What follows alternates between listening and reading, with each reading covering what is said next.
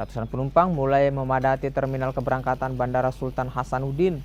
Sepekan jelang perayaan Idul Fitri, pergerakan penumpang di bandara juga terus meningkat dan kini telah mencapai 29.000 penumpang. Tujuan penerbangan didominasi 5 daerah yaitu Surabaya, Jakarta, Kendari, Denpasar, serta Kota Palu. Para penumpang memilih berangkat lebih awal guna menghindari kenaikan harga tiket serta kemacetan saat berada di daerah tujuan. Solo.